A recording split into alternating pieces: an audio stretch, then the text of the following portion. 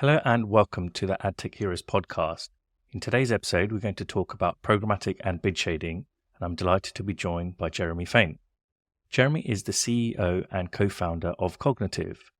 Previous to this, he worked as SVP Accounts at Magnite and Director Network Solutions at CBS Interactive. Hi, Jeremy. How's it going? It's going great. September. It's time to finish the year out.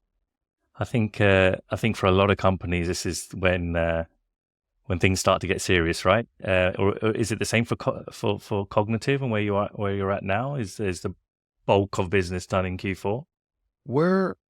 I wouldn't say that. I would say that we actually continue to grow every quarter, but Q4 is always important in our business. It's and especially this time of year, in September. After people have gone on their vacations, they're re-energized, they're ready to work. More and more folks are back in the office. So it's a busy time, definitely. So yeah, I think thanks for joining us on our podcast today. To begin and to kickstart a few things, it'd be great to just start off with your career and how you got to where you are today. Sure. So my career has been a little bit of a meander through marketing and advertising. I actually started as a consultant. My goal in life out of college was to work in the internet. Back in 1999, that was a really big deal. It was brand new still. The dot-com bust was just starting to happen, but hadn't really happened yet. And that's really where I wanted to be. My background was in computer science and engineering, and I'd been working with the internet since it was released commercially back in high school and things like that. So that was my goal. And I started off as a consultant with PwC, working with big companies, hoping that I could bring them online. But it was a little too early there. So I moved over after that to a very short-lived startup. And then the dot-com bust happened. So that startup went bust after about 6 months. And that was a very fun and crazy experience. And then I landed at Digitas, which was my first sort of pure marketing job. And I landed at Digitas back before it was part of Publicis, when it was an independent public company. And that was really where I began to see the big opportunity for digital with big brands. So finally in like 2000, 2001, Digitas was working with American Express, was working with HBO, Barnes & Noble, when that was a huge brand. And we were helping them understand how to learn more about their customers, speak to their customers. Like HBO, for instance, never knew who was a subscriber. And so that was a fun and exciting time of technology where companies were finally able to reach out to customers they didn't have any direct contact with before. So that was a great time. I learned a lot about sort of marketing specifically and using the tools of the internet for that. And then from there, I went to business school actually, because I was still pretty technical and I always wanted to be on the business side of tech. So I went to business school here in New York City at Columbia. Had a great 2 years learning a lot about exciting things like accounting and corporate finance. And my goal was always really actually, I'm one of those people that sort of always knew what he thought he wanted to do, which was run an internet business, run some kind of technology business that had to do with the internet. So I was learning the bunch of skills that I needed to eventually become a CEO, but really became more of a business owner. After business school, I joined the IAB, which is a sort of a non-traditional route. So again, I'm sort of meandering through all these different parts of the internet. So first was on the marketing side and the strategy side for digital. Then I went to the IAB, which was really the policy side, and helping at sort of the beginning really of where advertising was getting to be a thing on the internet. And that was really eye-opening. I learned a ton about the business there, because we were dealing with things like discrepancies and billing issues. And there were 150 different ad sizes because AOL and Yahoo all had different ad sizes. MSN had different ad sizes. Nobody had the same ad size. So we whittled that down to like 10 ad sizes. And then all of a sudden, surprise, surprise, spending on the internet exploded, which was an amazing, part of the sort of evolution of our business. And then finally, my last big thing that I worked on was T's and C's, the current T's and C's that are standard across the industry, and that was where I really got to work with agencies and publishers together. That was great. Then my next step was at CBS Interactive, where I owned revenue operations under my boss Zach Rogers, who was sort of an early revenue operations leader in the internet at CNET, and then at CBS Interactive when they bought CNET.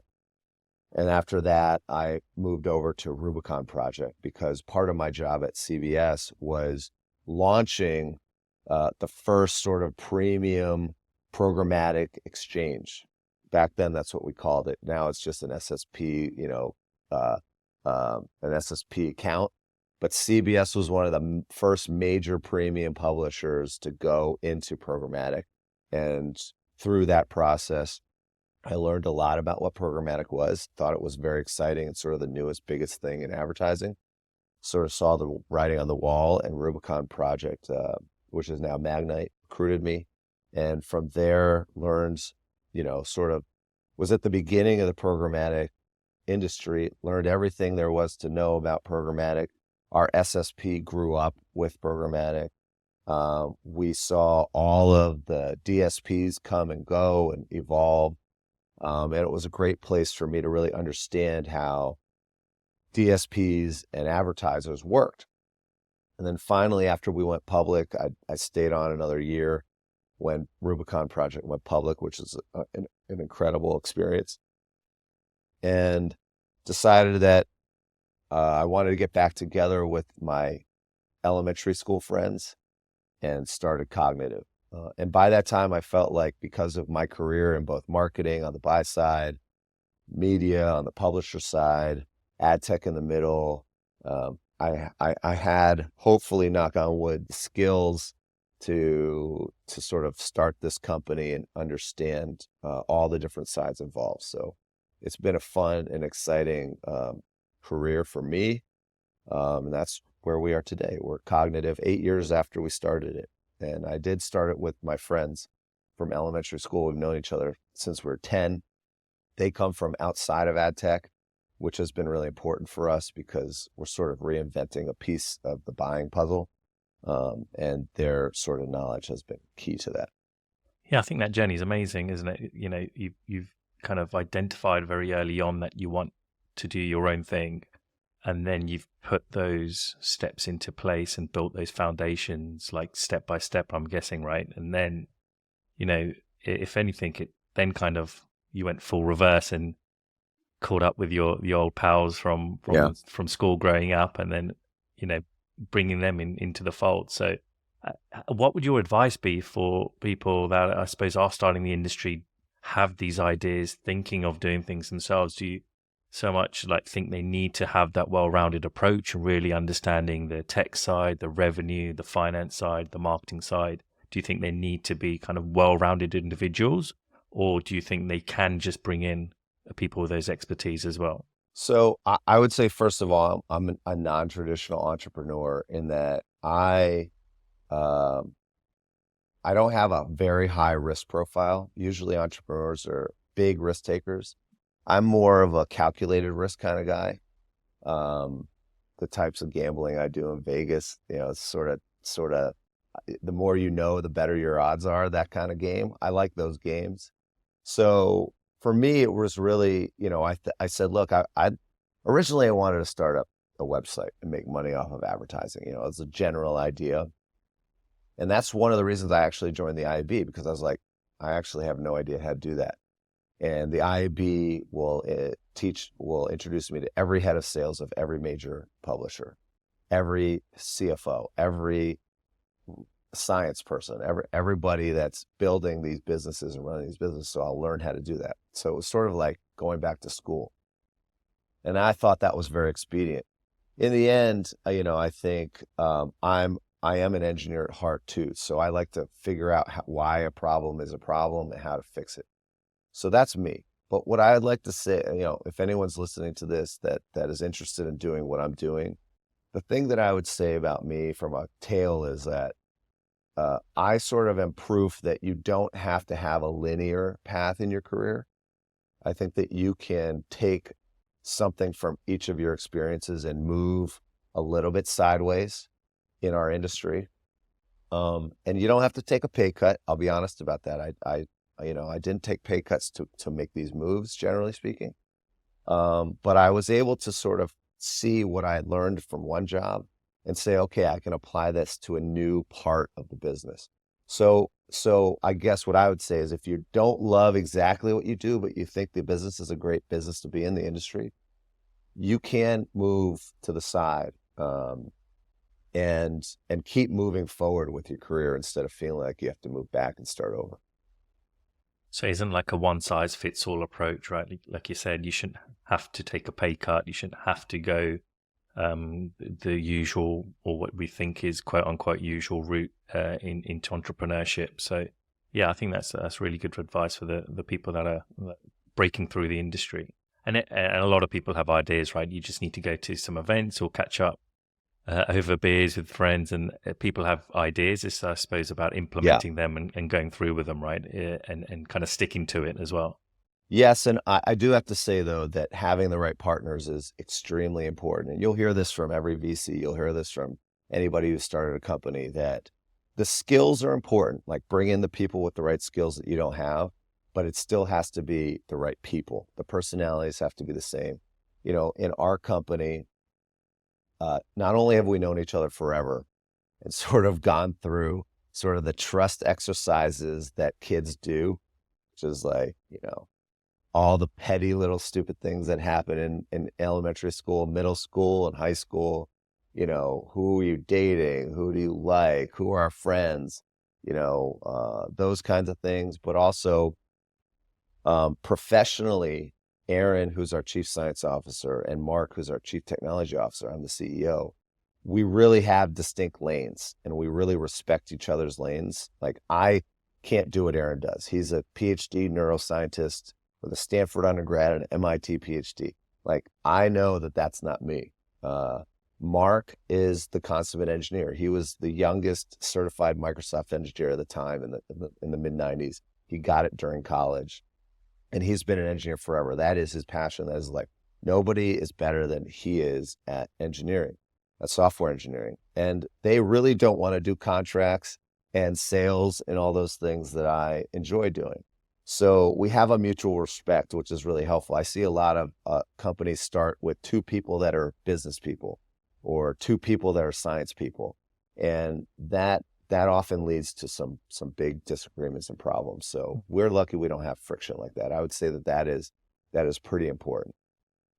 It pays to have smart friends as well, right? So I think there's a lot of stories or anecdotes to say you are who I suppose you hang around with and who you associate yourself with. So I think that this is a key example of, not getting into trouble or, sticking around with friends that have positivity and ambitions and the sky's the limit, right? In terms of fast forwarding to now, really. So with Cognitiv, I've seen on your website, it says your mission is to bring intelligence to advertising. It'd be great to explain that in a little bit more detail and get that from you, and also what you guys do for our listeners. Yeah, that's a nice soundbite, right? So, but what does it mean? Look, we are a deep learning company. Okay, so we were started 8 years ago when deep learning wasn't cool, but it was amazing. It was this new thing. It wasn't cool in our part of the world. It was very cool in the computing part of the world. And we started because Aaron actually had a great idea to use this new technology called deep learning, these artificial neural networks. So Aaron is a neuroscientist who studies how brains work in animals and humans, how we learn. But in doing that, he was also sort of a computational neuroscientist, which means that he he was simulating those things with this new technology that came out over a decade ago called artificial neural networks or deep neural networks, therefore deep learning. Deep learning is now all the rage because it's synonymous with, well, it is the underlying technology that ChatGPT and all this generative AI, Midjourney and DALL-E and all these things are all built off of deep learning, all artificial neural networks. And so 8 years ago, Aaron really saw the promise of what we see today, which was prescient, really. But the downside of deep learning was that it needed a lot of data. It needs a lot of data to learn. So DALL-E, those take millions and millions of photos that have been labeled to say, this is a man, this is a woman, this is a grape, and ChatGPT takes basically all the human knowledge that's available on the internet. So that's a ton of data. But guess what had a ton of data even back then and 8 years ago was programmatic media, because we have millions of QPS in the United States a second. Millions of auctions for ads are being run a second. And so that means there's a ton of data out there about where people are, what they're looking at. We know which pages are getting a lot of traffic. So let's go now read them with a GPT technology, understand what they're about instead of reading keywords, et cetera, on and on. Right? So back to the question, what's Cognitiv? We are a deep learning company. We believe that deep learning is the technology that is the next huge leap forward for advertising and marketing to predict consumer behavior. Okay? Because we have the data, we have a huge amount of understanding of content, put all that stuff together with deep learning technology, and you get a superior predictive capability for advertising. So, everything from, will this person in this place at this time with this ad fill out a quote for insurance, or will they walk into my store, or will they test drive a car? All those things are hard to predict. But with deep learning, our company has found that it's much, much better at it, and it scales much more than current capabilities that are out there. And who are your clients? Are they brands? Are they agencies? Are they publishers? Our clients run the gamut from direct advertisers, so they don't have marketers that don't have agencies, to agencies, holding companies, et cetera. The marketers themselves, the brands themselves that use our technology run the gamut from Fortune 50, huge brands, to challenger brands that you may or may not have heard of. But in general, all of the companies that work with us, all the brands that work with us, have a decent level of sales from a consumer perspective. We don't do B2B advertising. It's generally not enough data. So we need to know that there's a lot of people doing the thing you want more of, because we need that data to train the algorithm, right? So the algorithm is it's like any human, okay? It's like a little baby. When it's born, it's a little baby brain, but we need data to make it into a really excellent brain. So that data is, okay, well, what do you want more of? I want insurance quotes filled out. I want people to walk into my stores and buy shoes, whatever. Okay, well, give us who's already doing that. All right, we're going to say, look for people like this. All right, then it goes out and it starts seeing those people in the bid stream, and it starts saying, okay, buy these people. All right, we buy them on this content at this time with this creative ad. Let's say you have 10 different ads. We can test all 10. Then it starts to learn from its mistakes. Okay, I bought this person I thought was the right person, not the right person. I'm going to adjust myself. I bought this person at this place in the right time. It was the right time. They converted. Adjust myself. And that is the cool part of deep learning that really people don't really understand, is that it's self-programming. So we started off, we give it a good push out the door. It starts to do the thing that it's supposed to be doing. It has a loop that says, okay, I tried. I was wrong. I'm going to learn from that. I'm going to be better. And with the programmatic space, we can do that millions of times a second almost. And the algorithms can evolve very quickly. And it's one of those things where the longer you run the campaign, the longer you run the algorithm, the better your results get. They don't sort of get worse as time goes on, like a lot of audience buys and things like that. So it's a very cool technology. That's what we do. We offer it. We have sort of our own DSP that we built. It's a boutique DSP that handles very specific custom KPIs like incremental LTV lift, which, we can do if that's the way you run your business. You don't have to do last click or last touch attribution anymore. You could have a KPI that really your business cares about and run that through algorithms.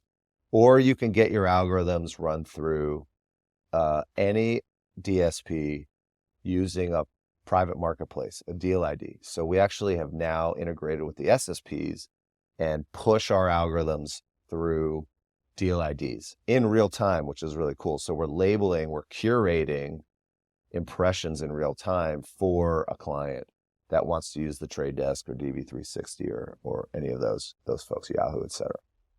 And then would you make them like marketplaces for the specific verticals? Would they be brand It's specific to their custom KPI. Okay. Yeah, it's every single marketplace we have that in the performance space is custom to their KPI. So they drop a pixel, let's say, on their site, that their thank you page. Okay, so they want more of those. Algorithm automatically learns, the platform's all integrated. It's like automatically learns, and then boom, here's your deal ID. Behind it is your own algorithm. We also have a contextual product now that is in a little bit of time going to include very cool GPT type capabilities, like is this content inclusive, non-inclusive, etc. But in general, you can create your own custom context segment also with it. So just like ChatGPT, you can put in a prompt. Like we've done some cool things for clients where they give us their brief. We put that into the prompt, and out comes an amazing custom segment of contextual sites that is huge, that scales. And so we do contextual that way through the PMPs. We have our own DSP. We have PMPs that are performant. So those are the ways that Cognitiv works with our clients. And how do you think up until now tools have been used by these programmatic traders? Have they had access to these types of tools that Cognitiv offer and the kind of data that you guys offer? It'd be great to see or understand the last kind of 10 years in your experience, even from your SSP days, how that has changed over the years. All right. Well, that's a big question. So let's just do some quick history. One, I was at Rubicon Project when all the DSPs were sort of being created. By the time I left 8 years ago, not a single DSP was what I would call dynamically bidding for a client on behalf of a client. And I could see that because I was at Rubicon Project. We could see every single bid that came in. We would see a bid for 10 cents, $1, and $5. So they basically had sort of like 3 different flavors of importance of people, and they were all based on audience. There was no sort of contextual overlay that changed things. It was very basic, and frankly, it still is. We're still seeing a lot of straight bids, and now that the auction mechanics have changed to a first price auction, that's even worse, because at a second price auction, I don't know how much the listeners know about these sort of auction mechanics, but it'd be great if you could just, in a nutshell, explain the difference between first and second. Yeah. A little bit of 101. So it's sort of an extremely important part of programmatic, because programmatic is like an auction. It is an auction, of course, but it's like any auction that you could, you go to an art auction or a memorabilia auction. It's basically the same idea. It's like, I have this thing I want to sell. I want you to get as many bids as possible and sell it for the highest price. All right. But unlike, let's say, an art auction where you go and people are in the room, or even on eBay where people are bidding back and forth on a Beanie Baby or something like that, These auctions have to happen within 30 milliseconds or less in total, including transit. So it's really like 10 milliseconds. So you only get one bid. So it's more like a sealed bid auction. Okay. But in the beginning, the publishing side, especially the publishers, wanted to make as much money as possible, but we wanted to get as many buyers to come in. So we wanted to encourage bidding. We didn't want to discourage them from bidding because they didn't really know what price to pay. So everything was built on a second price auction, which is a great, efficient way to do bidding. That means that I bid, let's say I really want this person, I bid $100, but the next person that bid on this impression only bid $5. In a second price auction, I only pay $5. In our cases, $5.01, let's say CPM, instead of 100. What does that do? That encourages bidding because I don't want to pay 100, but I know that I probably won't pay 100, but I really want this impression. I'm willing to pay $10 or $15 for this one. And if I'm not really willing to pay for it, but I think it'll be good and I want it cheap, I'll bid $1. If I lose, I lose. But if I win, great. Maybe I pay $1, maybe I pay 50 cents. So that was second price auction. That encouraged a lot of bidding, which encouraged prices eventually to go up.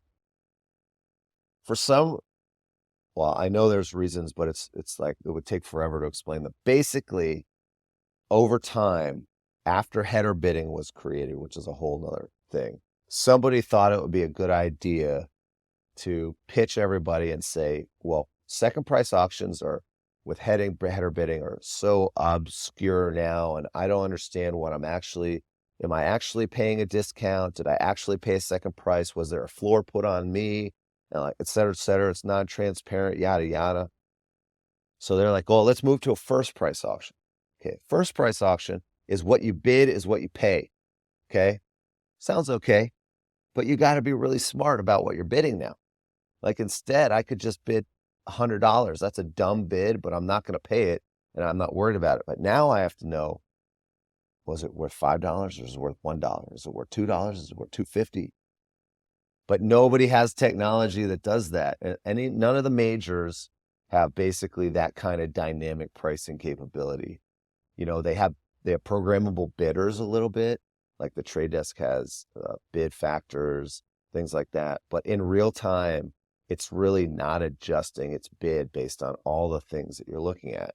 So it's not valuing the inventory correctly, and it's just putting a bunch of bids in. Frankly, it's costing, we just put out this research paper on this, it's costing $6.6 billion in inefficient spend in the United States alone, which is a significant portion of the advertising spend because people don't know what to bid, and so they're overpaying.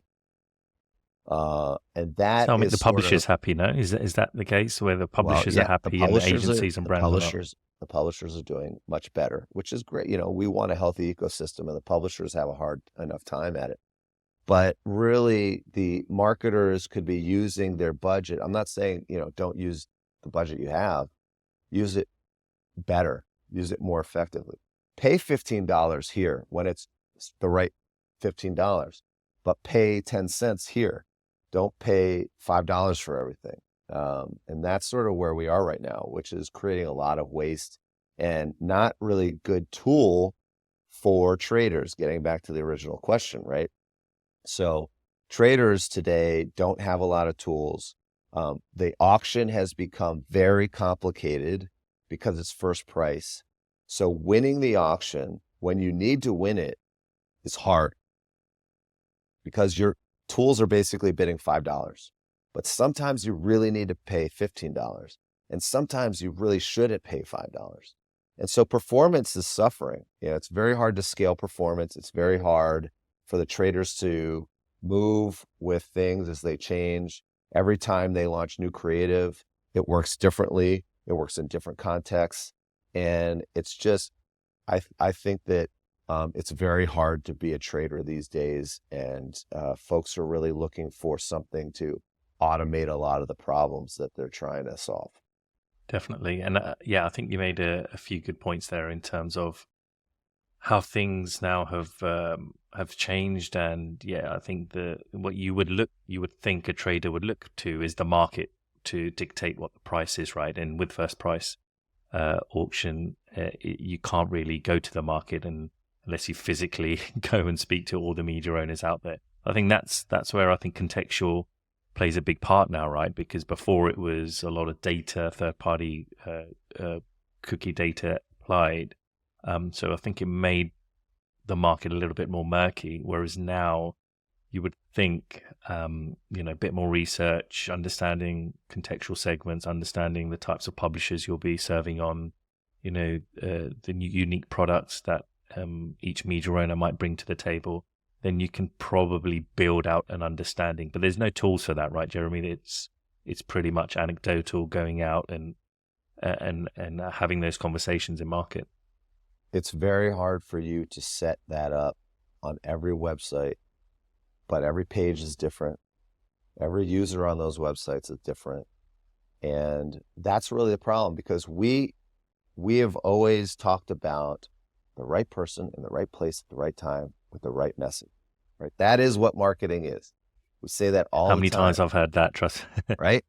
And the problem really historically with AdTech is that the VCs and the companies have only answered one of those. They're all feature companies. They're audience companies or context or DSPs that are pacing for you, or dynamic creative companies or something like that.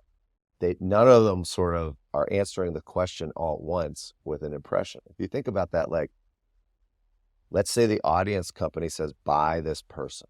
Okay, so you buy the person no matter where they go. But this context doesn't work compared to this context. Okay, so now you have a problem. Then you have to choose an ad for them. But you've already chosen the person, but you've chosen it in the wrong place. So the ad's not going to work no matter what the DCO does. So those are very complicated problems for a trader to have to manipulate all at once. And they're using all these tools in different ways inside the DSP. The thing that's simple about our solution is that we're, number one, asking that question all at once. And we now have it behind this very simple deal ID, one line item that you can put into your campaign in the DSP and let it do all of those things for you, and not have to try to pull all these levers, and use all these other vendors and stacked ways that don't integrate with the DSP correctly and things like that. So it's tough. I think it's really hard being a trader these days. We've been developing these tools to help them for a long time, but in the end, it's all about, for us, this fundamental scientific curiosity of, if we have enough data, can we really predict consumer behavior? And it's pretty, as we see with ChatGPT, the power of this stuff is pretty spooky.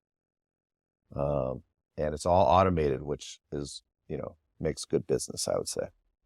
Definitely. So where does bid shading come in all of this? Yeah, so bid shading was meant to be the stopgap for the difference between, like in the second price auction, when I bid 100, that actually gets shaved down to $5 in the second price auction. Great. Well, when I bid $5 in a first price auction and the second bid is $1, bid shading is supposed to help not pay $5. Maybe you pay $4, but you're still not paying $1. That shading is generally based on aggregate information, right?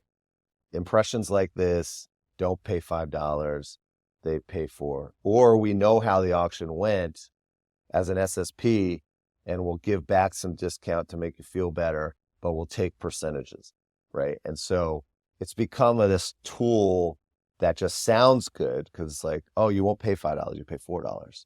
But really, you could have paid $1 if you'd bid correctly, if you'd had intelligent bidding, which is what we call, how we look at the market and how we hope most people should look at the market. And so bid shading is sort of this lazy stopgap that was launched to make buyers feel better about themselves, but really ended up being just like a way for SSPs and DSPs to improve their take rates, because they charge fees for that service, right? So if you don't have the intelligence to bid dynamically on every impression, which the DSPs don't offer you, but you could, type in 1 million different commands, I guess. Bid shading is supposed to help you save money, but it really is a big waste. It's better than nothing. Let me get that out. I'm not saying that it's like you should turn bid shading off if you don't have intelligent bidding, but marketers should be investing in dynamic bidding capabilities, that every impression has a different price, not a macro price for this audience versus that audience, or this website versus that website. And have you seen any research into how many traders right now would be using bid shading versus anything else in the market? Yeah. So the reason we did this white paper that came out a little while ago was because because our curation product is a PMP. And so we give pricing intelligence to our traders to say, okay, we think you should be bidding XYZ. And some of our more advanced clients use multiple PMPs for different levels of value. So like, these are the really important impressions. These are the less important impressions. These are like the ones that if we get them for 25 cents or $1, great. And we give pricing intelligence to say, well, these are worth bidding no more than $1. These are worth, this PMP you should bid no more than $3.50 or whatever. But the reporting and the pacing was like sort of non-transparent to the traders when they turn these things on. And they're like, I don't understand what's going on. And so we talked to them about bid shading, and they like had no idea. Most of them didn't even know bid shading existed because it's been around for a long time. Nobody talks about it. Some of them didn't understand how that would affect per DSP, what their bid should be, or how to instruct the DSP in a more advanced way. So we started doing a lot more research into it, started looking at the logs that we have, started to understand how the SSPs are doing their side of it. And we built this research paper off of that to sort of show and hopefully highlight sort of this thing that's in the shadows of our industry that people don't care about or understand well. We just want them to understand a little bit better that bid shading is sort of has been lazy and has been around for a long time. It's time for us to move to the next phase. We usually finish our episodes with this last question, so I'd love to get your take on it. If you had a superpower in AdTech, what would it be? All right. So you sent this to me ahead of time, so I had a little bit of time to think about it. And I'm not that serious a guy, so I'm going to give you a little bit of a tongue-in-cheek answer. Okay. Like, the reason why I started this company with the folks that I started with, because we're science people. We believe that deep learning is the future of advertising. We think that the science behind it works. We know it works at scale. We've proven that theory out. So we feel like we're a science company. AdTech is full of companies that don't necessarily deliver on their promises. And we all say there's smoke and mirrors. So I thought it would be a great superpower in AdTech to have, if anyone within 5 feet of me would have like X-ray vision to see through the smoke and the mirrors, like to see through the marketing and say, okay, what does this really do? What is this company really good at? And like, so we just don't waste our time, trying things out like that. That would be good. I like to have just an industry full of, great science, straightforward products. Just to clarify, that's X-ray of technology, not general X-ray. Yeah. Like not really X-ray vision. It's more of like clear, see through the fog, see the truth. Cut out the crap, basically, yeah. See the truth or hear the truth. Maybe it's like one of those people who can tell whether you're lying or not. That you see some shows where people can tell just by your body language that you're lying. Yeah. Maybe that's my superpower. I don't know. Amazing. Brilliant. Okay, I think that's all we got for time for in today's episode. Thank you, Jeremy, for your time. Thanks for having me. I hope it was helpful for folks out there, and anyone ever wants to talk about business and starting a business or bid shading or any of those fun historical programmatic things, feel free to reach out to me on LinkedIn.